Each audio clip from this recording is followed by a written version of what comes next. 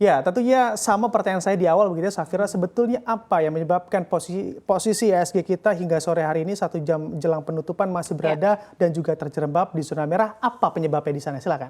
Ya baik Bram, terima kasih. Ini kalau kita lihat begitu ya, kalau lihat dari pergerakan pasar saham memang masih lanjut pelemah begitu ya dari pekan lalu. Dan memang sentimen dari luar negeri ini masih akan mendominasi pergerakan pasar keuangan Indonesia tentunya. Terutama lagi-lagi kabar dari Amerika Serikat mengenai kebijakan moneter dan memang tentu saja update soal pagu utang Pamansam ini terus dipantau begitu ya oleh para pelaku pasar. Dan kalau kita lihat memang di awal perdagangan juga IHSG tadi sempat dibuka hijau seperti yang tadi Bram katakan begitu ya. Setelah memang dibilang bisa dikatakan ada titik terang begitu ya dari kenaikan pagu utang Amerika Serikat ini mulai terlihat meskipun memang ini belum final ya Bram. Dan jadi memang kalau kita lihat, kalau kita perhatikan begitu ya, ini update-nya Presiden Amerika Serikat Joe Biden dan juga anggota Kongres utama dari Partai Republik Kevin McCarthy ini sepakat untuk menaikkan plafon utang pemerintah federal yang saat ini memang sebesar 31,4 triliun dolar Amerika Serikat.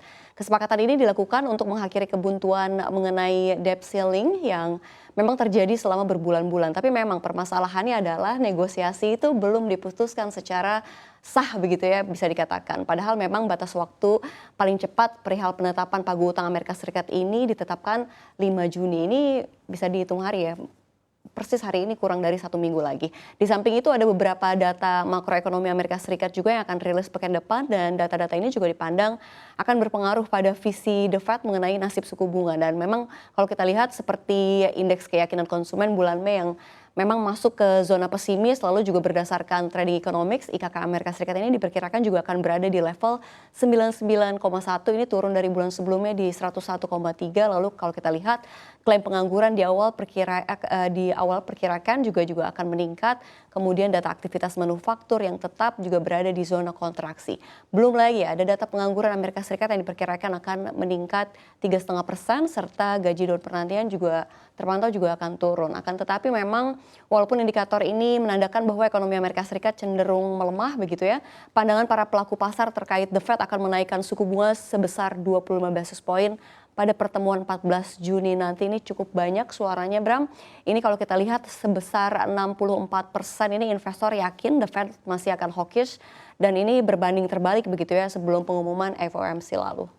Ya, tentunya ini menjadi hal yang cukup bikin deg-degan begitu ya, baik bagi pemerintah Amerika Serikat maupun investor yang ada di sana, Safira. Karena andai kita amati secara pemerintahnya, yang mana walaupun memang sepertinya sudah ada titik terang terkait kenaikan plafon utang, tapi sebetulnya belum ada hal yang resmi disampaikan apakah memang akan menaikkan batas dari plafon utang Amerika Serikat, walaupun tadi Anda sebutkan tinggal sebentar lagi waktunya. Ini pun membuat juga hati deg-degan begitu ya bagi para... Sebenarnya itu yang ditunggu-tunggu kan, ini sebenarnya kapan sih mau diungkap gitu kan, karena memang sebenarnya kalau kita lihat pasar dalam negeri terkena dampak psikologisnya saja gitu. Iya, apalagi andai kita amati ini menjadikan volatilitas yang cukup tinggi di bursa Wall Street, yang mana juga bergeraknya menjadi liar.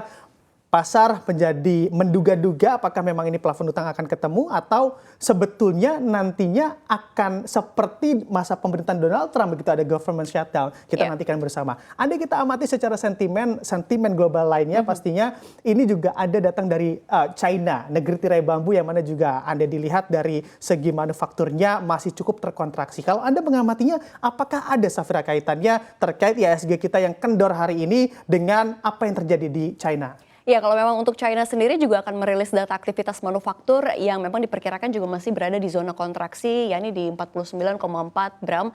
Begitu juga ada juga data Caixin yang juga memperkirakan aktivitas manufaktur.